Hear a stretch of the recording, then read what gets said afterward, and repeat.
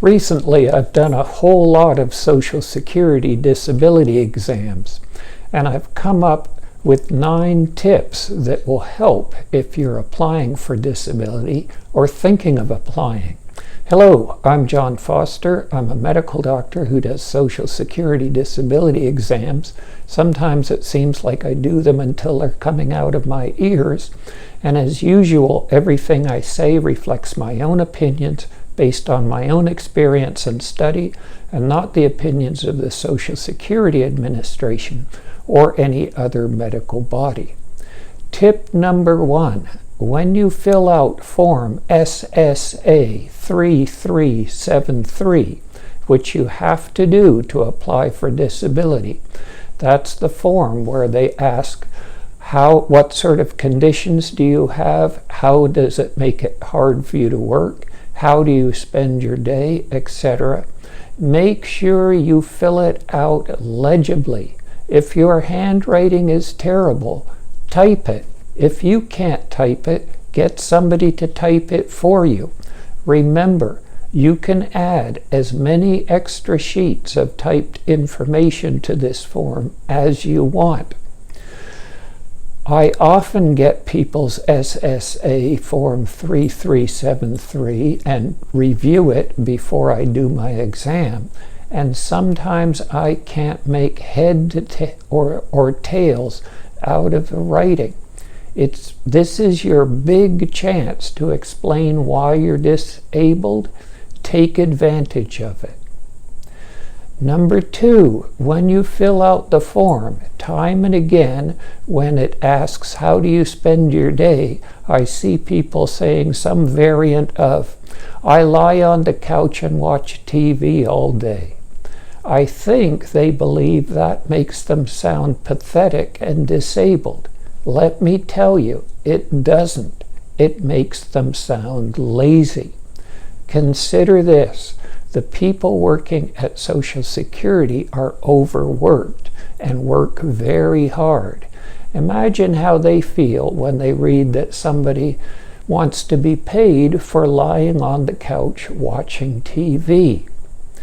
I've discussed this in a previous video. You should include that you are doing something to try and improve your situation.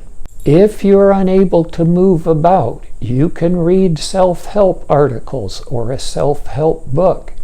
If you can't read, you can listen to them on your phone. Everybody has a phone now, even the homeless, and there's no excuse for not doing anything to try to improve your situation. Tip number 3 relates to giving a description of your problems when you go to the exam. The doctor is going to ask you some version of tell me about your problems that are making you disabled. And what I'm hearing more and more these days is I have blank issues, as in I have back issues. Do you know what that person means? I have no idea, and neither do you. I'm not a mind reader.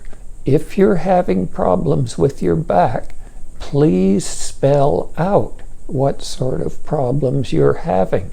I'm not going to guess. And that leads into tip number 4. When you describe your problems, don't use medicalese or go on about your imaging studies. If I said this patient can't work because they have an L3-4 radiculopathy due to a lateral disc herniation, would you have any idea what they were feeling or why they couldn't work? I wouldn't, and neither would you.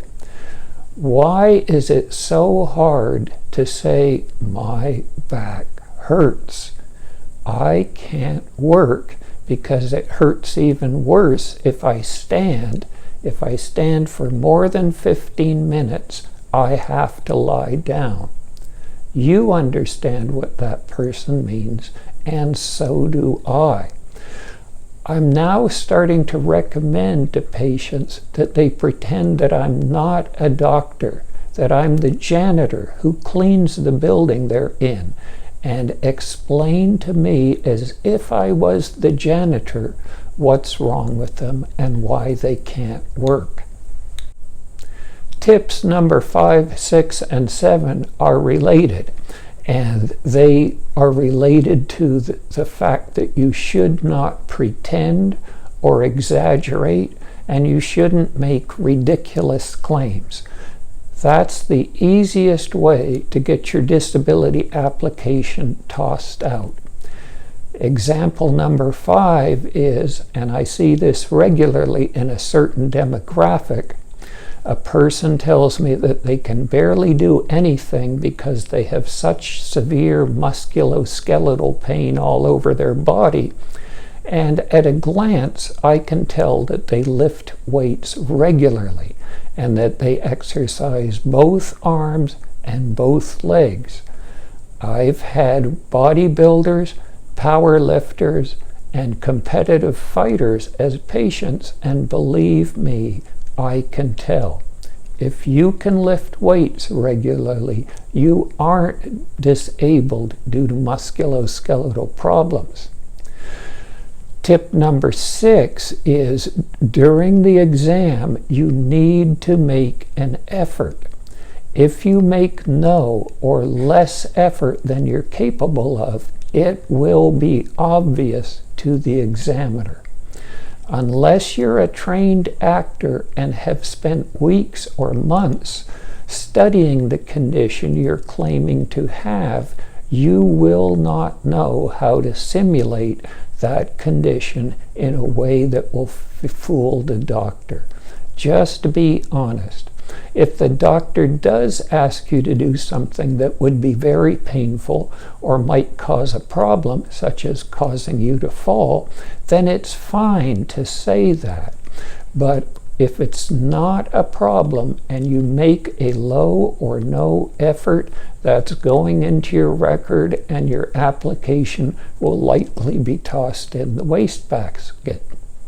And that leads to tip number 7. If you walk in the exam room smiling and cheerful, and then tell the doctor that you are disabled and cannot work because of severe depression, you are not going to be believed. Yes, I know that there are people with depression who can put up a good front, but to qualify for Social Security disability for mental illness, it must be severe. And people who have severe depression aren't smiling and cheerful. That leads me to tip number 8.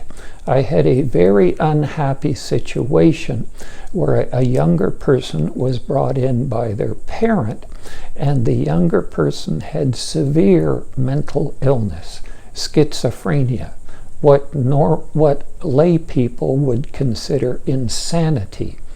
And because the person was not able to work and the family had no money, they were not receiving any treatment, no psychiatric treatment, no antipsychotic medication.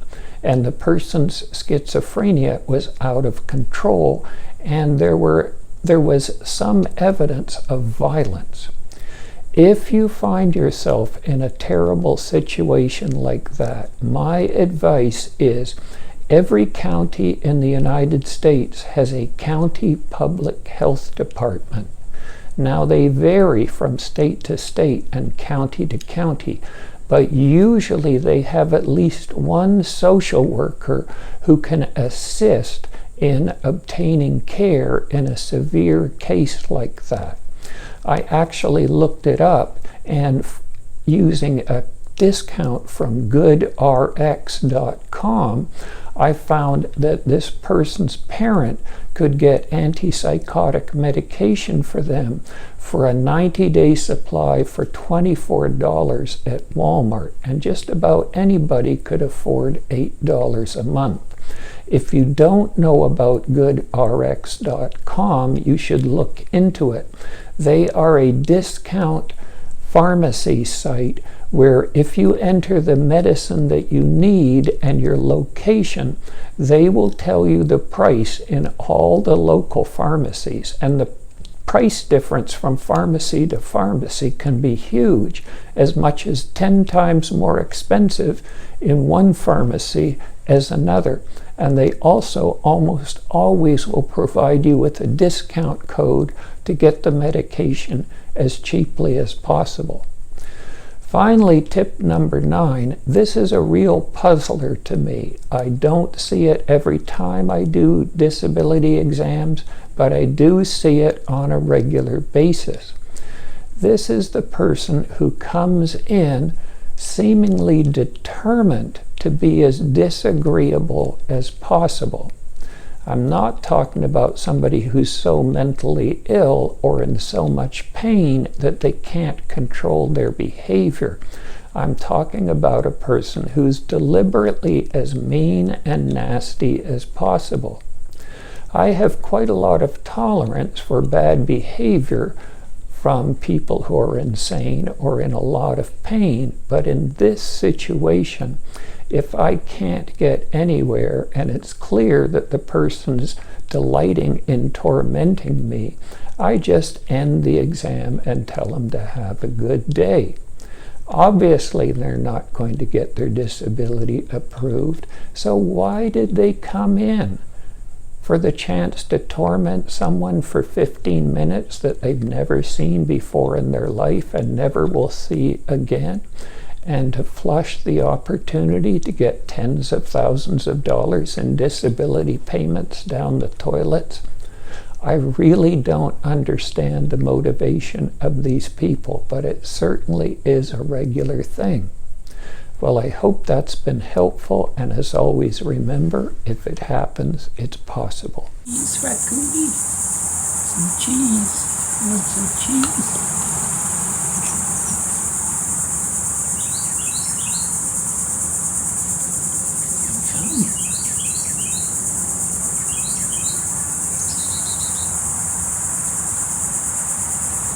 Is that tasty?